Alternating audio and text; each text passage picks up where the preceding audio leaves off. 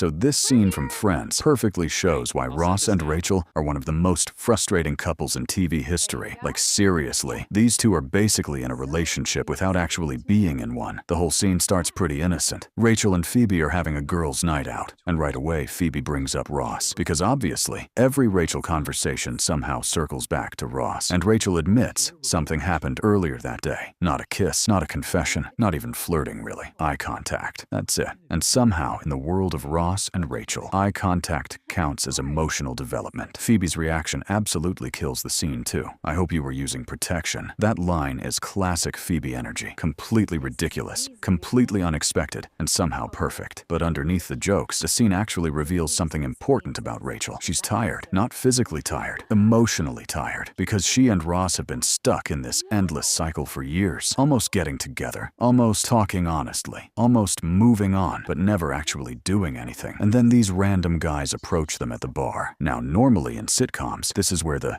cute new love interest enters the story. But the funny part here is that Rachel clearly isn't emotionally available at all. At first she says no. Then one guy compliments her, and suddenly she gives him her number. Not because she's deeply interested, not because she's in love, but because for 1 second, someone made things simple. That's the genius of this scene. Ross and Rachel are complicated. This random guy, easy. No history, no drama, no emotional confusion. And you can actually see Rachel trying to convince herself she's ready to move on. But the second she realizes Ross might answer the phone, panic mode activated. That realization changes everything instantly, because if Ross picks up that call, then suddenly her moving on becomes real. And deep down, Rachel doesn't actually want Ross to think she's moved on. That's why the scene works so well. The comedy is funny, but the emotions underneath feel real. Then we get one of the funniest parts, Phoebe calling Mike and basically recruiting him into a secret mission. Intercept all the calls. And Mike's reaction is hilarious because he sounds genuinely terrified to re-enter Ross's apartment. Go back to the land where time stands still? That line is underrated. And then Phoebe casually offers Mike dirty stuff if he helps. Again, peak Phoebe. Meanwhile, Mike has absolutely no idea how he ended up involved in Ross and Rachel's emotional disaster. And honestly, that final joke might be the best part of the whole scene. Ross answers the phone and says, "I don't understand what just happened here," which perfectly summarizes Ross and Rachel's entire relationship. Nobody understands what's happening, including them. What makes this scene so good is that it balances sitcom humor with relationship realism. A lot of people have been in situations like this, where two people clearly have feelings for each other, but they're too scared, confused, or emotionally exhausted to actually deal with them honestly. And Friends always did this really well. It used comedy to hide emotional tension underneath. That's why Ross and Rachel stayed interesting for so many seasons. Not because they were perfect together, but because they felt messy and human. And honestly, this scene is one of the best examples of that, because in under 5 minutes it gives us awkward flirting, emotional confusion, classic Phoebe chaos, and a full relationship crisis caused by a phone number, only on Friends.